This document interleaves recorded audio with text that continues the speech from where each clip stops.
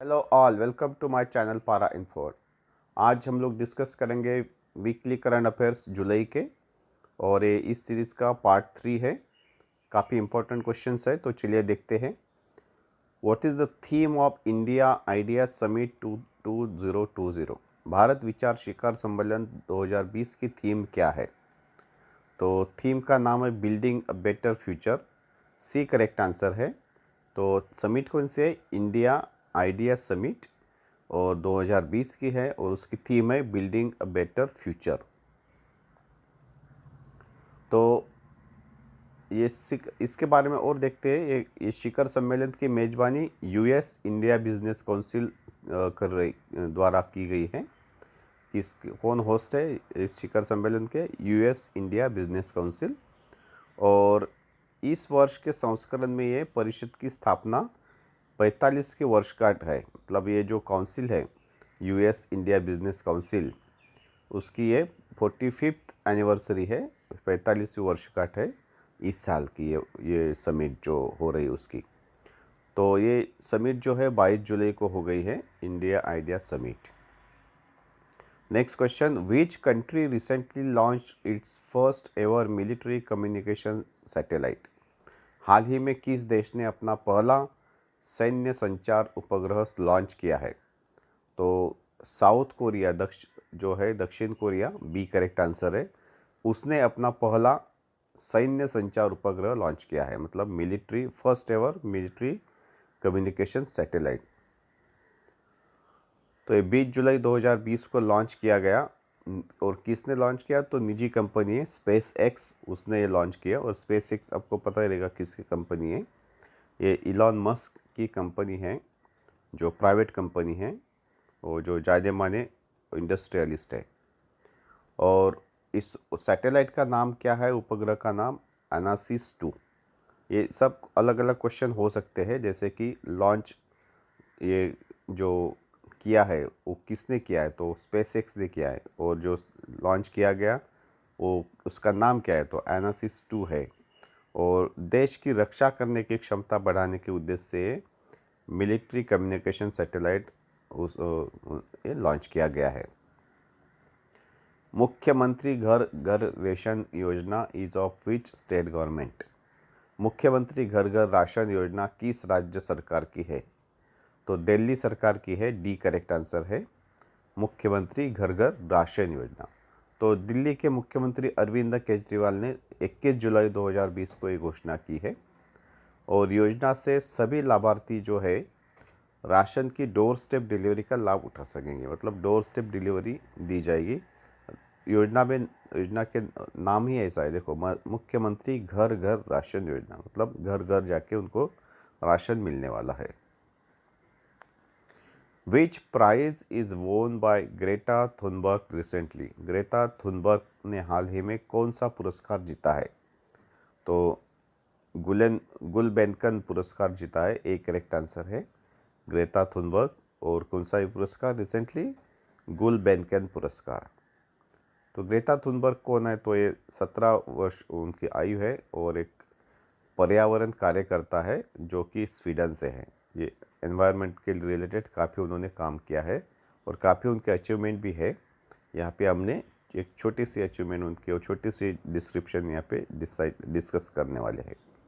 तो मानवता के लिए पहले गुलबेनकन पुरस्कार की विजेता है ये ग्रेटा थुनबर्ग। और वह जलवायु के लिए एक स्कूल की हड़ताल के संस्थापक है, मतलब स्कूल स्ट्राइक फॉर क्लाइमेट। और इसे सबसे प्रभावशाली पर्यावरण कार्यकर्ता में से एक रूप में माना जाता है। मतलब जैसे मैंने बताया, काफ़ी मतलब इन्वायरमेंट के लिए उन्होंने काम किया है। यूएन में भी उन्होंने स्पीच दिया था, वो भी काफ़ी अप्रिशिएट किया गया था। तो इन्वायरमेंट रिलेटेड उनका काफ़ी बड़ा काम है। तो उनको ये अभी गुलबेनकन पुरस्कार जाहिर किया गया है। विच स्टेट और union territories environment department has decided to start ambulances for treatment of sick trees? देखो कितना मतलब पेड़ के बारे में वो सोच रहे हैं।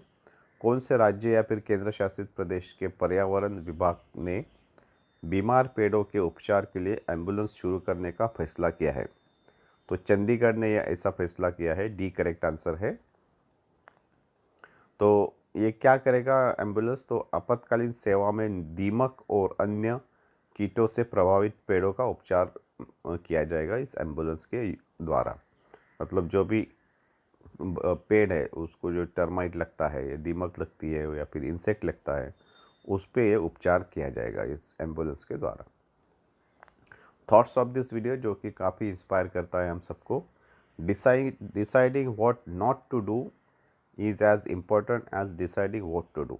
मतलब सिर्फ यही इम्पोर्टेंट नहीं कि हमको क्या क्या करना है और क्या क्या नहीं करना है, स्टडी कैसा करना है, कभी करना है, क्या करना है, उसके साथ में ये भी ज़रूरी है व्हाट नॉट टू डू, ये भी डिसाइड करना ज़रूरी है। जैसे कि व्हाट्सएप पे हमको 10 मिनट देना है, फेसबुक पे हमको 5 मिनट देना है, या फिर जो भी हमारा टाइम वेस्ट होता है उसको अवॉइड करने के लिए क्या क्या नहीं करना चाहिए, वो भी डिसाइड करना और इम्प्लीमेंट करना बहुत ज़रूरी है। तभी आपका फोकस रहेगा आपके यूज़फुल काम के लिए। Who has been appointed as honorary advisor to steering committee for BRICS CCI? BRICS CCI के लिए संचालन समिति के मानद सलाहकार के रूप में किसे नियुक्त किया गया है? तो उनका नाम है साहिल सेठ। बी करेक्ट आंसर है, साहिल सेठ इंडिया से है। उनको ब्रिक्स CCI के संचालन समिति के मानद सलाहकार के रूप में नियुक्त किया गया है। तो ब्रिक्स CCI क्या है वो भी देखते हैं। तो साहिल सेठ कौन है? तो मुंबई सीमा अशुल्क के उपायुक्त है, deputy commissioner of Mumbai custom, और 2011 बैच के IRS मतलब इंडियन रेवेन्यू सर्विस के ऑफिसर हैं। BRICS chamber of commerce and industry CCI, BRICS का CCI BRICS chamber of commerce and industry के एक युवा नेता है, मतलब नेता मतलब यंग लीडर अभी हो गए हो। तो 2020 से 2030 के अवधि के लिए उनका अपॉइंटमेंट हो गया है। तो अभी ब्रिक्स की बात है तो ब्रिक्स के सदस्य देश कौन से हैं? तो ब्राज़ील है, रूस, भारत, चीन और दक्षिण अफ्रीका। ब्रिक्स BRICS, बी मतलब ब्राज़ील, आर मतलब रूस, और आई मतलब इंडिया, सी चाइना और एस साउथ अफ्रीका दक्षिण Africa. How many Rafale fighter jets have reached India from France? France से कितने राफेल फाइटर जेट भारत पहुँचे हैं? तो 5 राफेल जेट जो है वो भारत में पहुँचे हैं। तो उन्हें 27 जुलाई को फ्रांस के मैरिग्नेक के एयरबेस से भारतीय राजदूत द्वारा हरी झंडी दिखाकर रवाना किया गया था।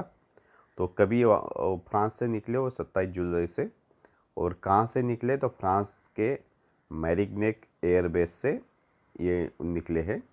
और भारत में कभी लैंड हुए, ये सब क्वेश्चन आ सकते हैं आपको अलग अलग। कभी लैंड हुए कहाँ, कभी ये फ्रांस से निकले, फ्रांस के कहाँ से उन्होंने ये किया, उड़ गए, तो मैरिग्नेक से है।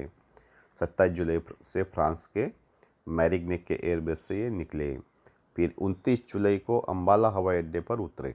भारत में कहाँ पे आ गए? तो अम्बाला एयरबेस पे।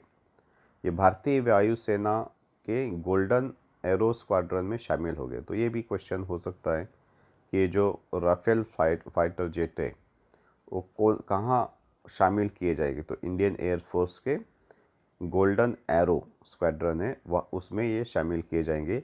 और इसकी मैन्युफैक्चरिंग कंपनी कौन सी है? तो डेजर्ट एविएशन फ्रांस।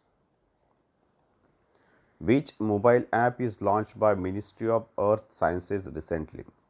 हाल ही में पृथ्वी विज्ञान मंत्रालय ने कौन सा मोबाइल ऐप लॉन्च किया है? तो उसका नाम है मौसम, सी करेक्ट आंसर है। तो 27 जुलाई 2020 को लॉन्च किया गया भारत के मौसम विभाग के लिए अपने स्थापना दिवस समारोह पर। मतलब ये इंडिया मीटरोलॉजिकल डिपार्टमेंट के लिए काम करेगा ये मोबाइल ऐप। और इसमें क्या मिलेगा, क्या बेनिफिट मिलेगा? तो उपयोगकर्ता जो है मौसम के पूर्वानुमान और रडार छवि का उपयोग करने में सक्षम हो गए, और मौसम की घटनाओं के प्रति सचेत रहेंगे। मतलब जो भी वेदर आएंगे तो उसके बारे में उनको पता चलेगा। फिर वेदर फोरकास्ट कैसा है, फिर रडार इमेजेस जो है उसके उसके उस पर भी वो खुद भी प्रेडिक्ट कर सकते हैं। ये सब मोबाइल ऐप से ये बेनिफिट मिलेगा। Which company has launch hyper local 90 minutes delivery service? किस कंपनी ने हाइपर लोकल 90 मिनट की डिलीवरी सेवा शुरू की है? तो फ्लिपकार्ट ने ये हाइपर लोकल 90 मिनट्स डिलीवरी सेवा शुरू की है। डी करेक्ट आंसर है फ्लिपकार्ट। तो फ्लिपकार्ट अभी कौन सी कंपनी है? तो पहले इंडिया की थी, अभी वॉलमार्ट ने उसको ख़रीदा है। तो वॉलमार्ट ओन कंपनी है फ्लिपकार्ट अभी। वॉलमार्ट जो यूएस की कंपनी है। फ्लिपकार्ट ने ये बेंगलुरु में फ्लिपकार्ट क्विक नामक उसका ये सर्विस का नाम क्या है? फ्लिपकार्ट क्विक नामक एक हाइपर लोकल 90 मिनट की डिलीवरी सेवा शुरू की है। बेंगलुरु में एक पायलट प्रोजेक्ट शुरू किया उन्होंने। और किराना, घरेलू सामान, इलेक्ट्रॉनिक्स और मोबाइल सहित उत्पादों की विभिन्न श्रेणियों के लिए ये काम करेगा, ये Flipkart quick. What is the name of HRD ministry? New name of HRD ministry, मानव संसाधन विकास मंत्रालय का नया नाम क्या है? तो नया नाम रखा गया है ministry of education. B correct answer है। कौन सा है? Ministry of education. तो प्रधानमंत्री नरेंद्र मोदी की अध्यक्षता में कैबिनेट की बैठक के दौरान यह निर्णय लिया गया है कि एचआरडी मिनिस्ट्री का नया नाम मिनिस्ट्री ऑफ एजुकेशन होना चाहिए। और तो अभी एचआरडी मिनिस्ट्री की बात है तो कौन है अभी भारत के एचआरडी मिनिस्टर या फिर मानव संसाधन विकास मंत्री? उनका नाम है doctor Ramesh Pokhriyal Nishank. Ministry of human resource development doctor Ramesh Pokhriyal Nishank है। तो आज के इस वीडियो के लिए इतना ही। सब क्वेश्चंस आपको काफ़ी बेनिफिट करेंगे, तो प्लीज़ अगर कोई समझा नहीं रहेगा तो वापस आपको वो रिवाइंड करके देख सकते हैं, तो काफ़ी आपको दिमाग में अच्छी तरह से बैठ जाएगा। तो ये प्लीज़ आपके फ्रेंड सर्कल में भी शेयर कीजिए, और अगर कुछ आपको कमेंट करना है तो हमको कमेंट करके बताइए, और लाइक करना ना भूलिए। और अभी तक सब्सक्राइब नहीं किया रहेगा तो सब्सक्राइब करके बेल आइकन को प्रेस कीजिए। तो थैंक यू वेरी मच।